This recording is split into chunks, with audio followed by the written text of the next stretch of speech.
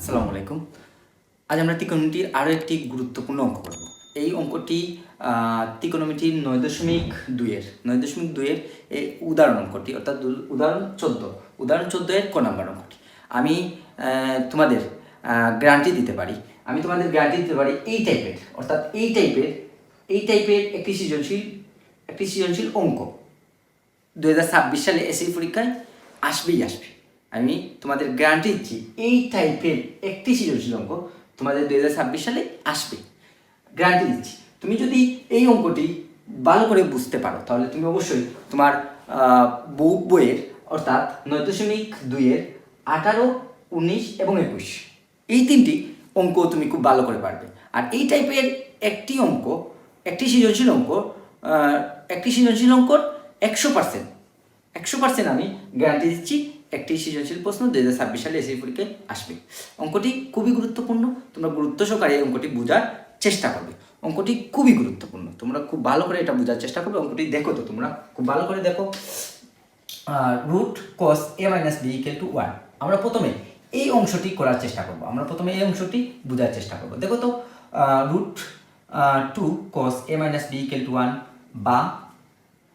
বা cos a minus b equal to 1, এটি বাদ আকারে যাবে, বা cos a minus b equal to cos 1/√।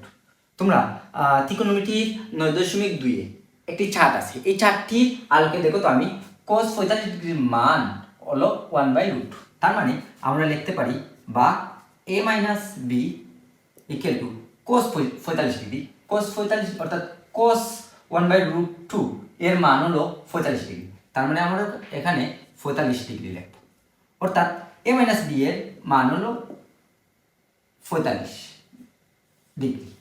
তারপর তোমরা দেখো তো, আমরা পরের অংশটি দেখো তো, আমরা লিখব আবার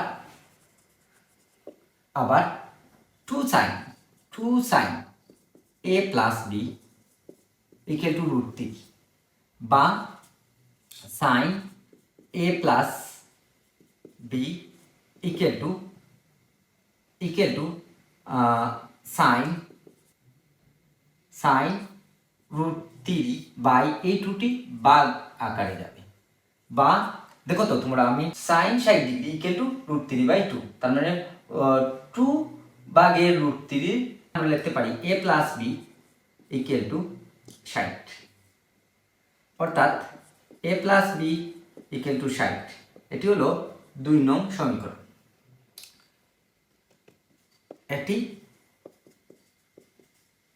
1 নং সমীকরণ।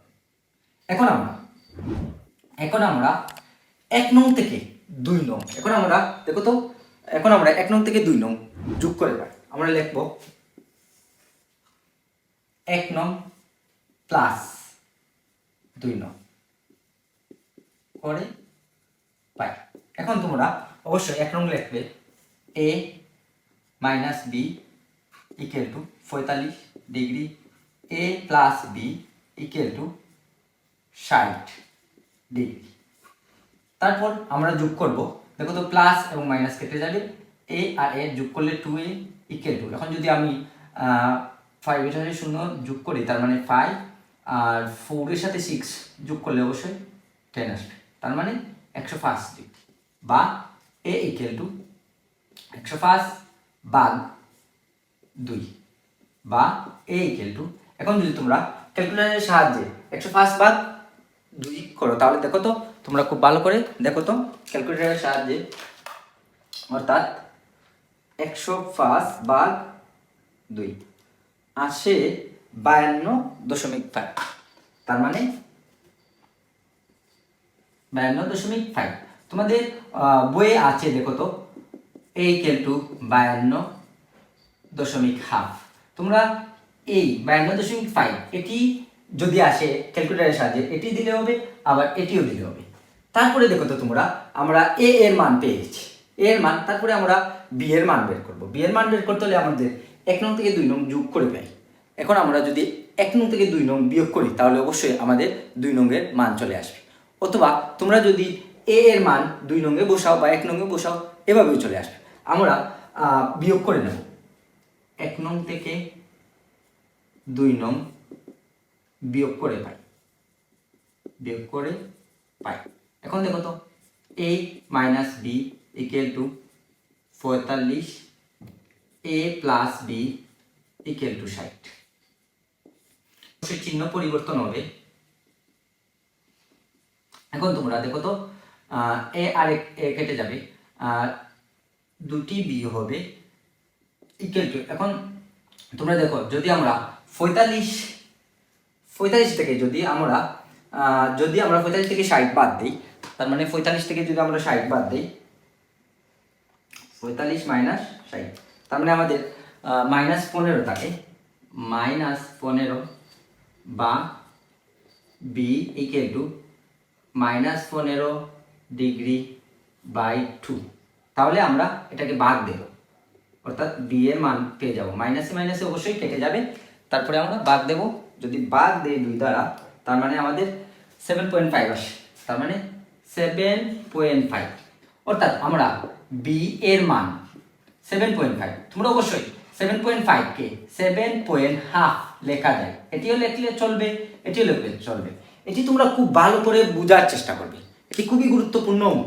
এটির আলোকে তোমরা ত্রিকোণমিতির অনুপাতের 9.2 এর 18, 19 এবং 21 এই 3টি অঙ্ক খুব ভালো করে করার চেষ্টা করবে, কারণ এই টাইপের একটি অঙ্ক এসএসসি 2026 সালে আসবে। সবাইকে অনেক অনেক ধন্যবাদ।